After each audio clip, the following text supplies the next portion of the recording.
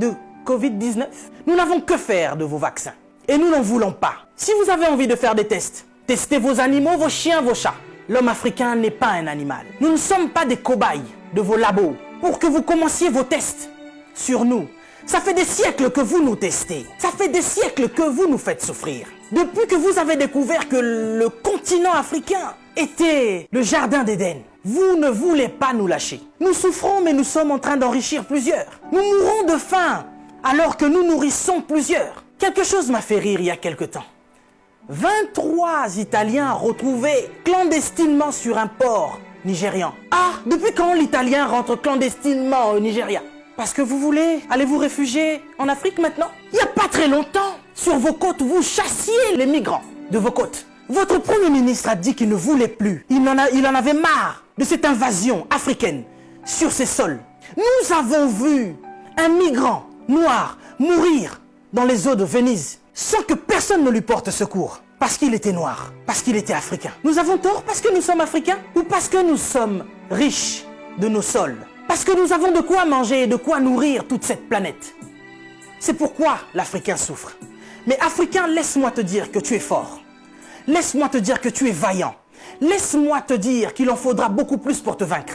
Ils ont essayé de nous décimer par l'esclavage. Ils n'ont pas pu, nous sommes encore là, et plus nombreux que jamais. Et nous sommes plus résistants que jamais. Parce que tous ces microbes auxquels nous faisons face chaque jour ne réussissent pas à nous décimer. Ce n'est pas un Covid-19 qui va décimer le peuple noir. N'ayez pas peur, tel est mon message. Je vous invite, chers Africains, à devenir beaucoup plus forts. Ne faites pas confiance à ceux qui nous gouvernent. Ça fait des lustres qu'ils sont là. Ils prennent leur retraite tout en étant présidents. Ils ont du mal à lâcher ce fauteuil qu'ils pensent être éternel. Qui a déjà fait 200 ans au pouvoir? Êtes-vous assez fort pour faire 300 ans? Vous n'arrivez même pas à faire 100 ans. Mais vous êtes tellement médiocre, ignoble. J'ai suivi plusieurs de nos présidents africains qui ont copié le discours du président Macron. Bande de marionnettes, bande de gigolos. Vous n'êtes même pas capable d'écrire vos propres discours, au point où vous devez copier sur ce que Macron dit. Lui-même, il est en train de mentir à la population française. Son gouvernement nous ment depuis le début. Et vous, vous suivez Macron pour continuer à mentir aux Africains?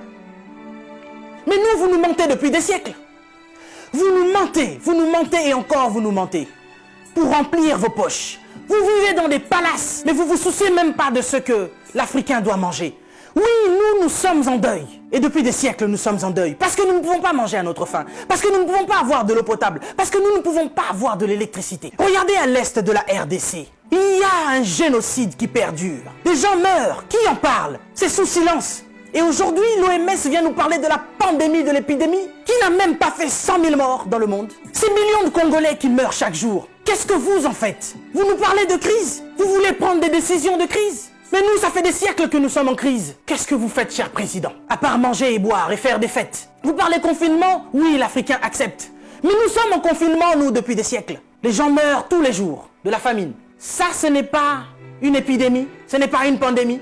Des jeunes filles se font exquiser tous les jours en Afrique de l'Ouest. Boko Haram est en train de exterminer des gens. Ils violent des femmes. Ils séquestrent des jeunes filles. Boko Haram, qui leur vend des armes? Qui en parle? Et à cause du Covid-19, vous voulez faire paniquer les Africains qui vivent déjà en panique depuis des siècles. Quand nous voyons nos frères qui essayent de fuir leur continent et qui meurent dans les eaux de la mer, ça c'est un génocide qui perdure depuis des siècles. Et nous en avons marre, nous en avons assez. Nous voulons qu'il y ait un changement. Mais qu'est-ce qui vous manque à vous aujourd'hui? La Chine a pu construire un hôpital en 10 jours. Vous savez, ça fait depuis 72 ans, si je ne me trompe pas, que l'État d'Israël existe. Il y a quelque temps, Dubaï était un désert. Mais regardez aujourd'hui ce qu'ils ont fait. C'est parce qu'ils sont ensemble qu'ils ont pu construire ce qu'ils ont fait. Mais qu'est-ce qui vous manque, cher président africain, pour nous construire des hôpitaux décents? L'Angleterre a pu construire un hôpital en 2 semaines seulement pour faire face à cette crise sanitaire. Dieu est bon. Le Covid-19 est tellement impoli qu'il ne regarde même pas qui vous êtes. Président ou pas, il s'en fout. Il n'a pas respecté la reine d'Angleterre. Il est entré dans son palais, il a touché Charles. Il n'aura pas peur de vous. Mais par contre, là, vous êtes cuit. Puisque vous ne pouvez pas prendre vos avions pour venir vous faire soigner ici. Soit vous survivrez, soit vous mourrez. Africain, réveille-toi. Africain, lève-toi. Si Martin Luther King est mort, si Rosa Parks est mort, si Malcolm X est mort, si Mandela est mort, si Winnie Mandela est mort, nous sommes là pour porter encore plus haut l'étendard de l'Afrique et continuer à dire que tant que nous aurons le souffle de vie, nous allons continuer nos revendications. Si cette épidémie ne vous réajuste pas, ne vous enseigne pas, pire va encore arriver.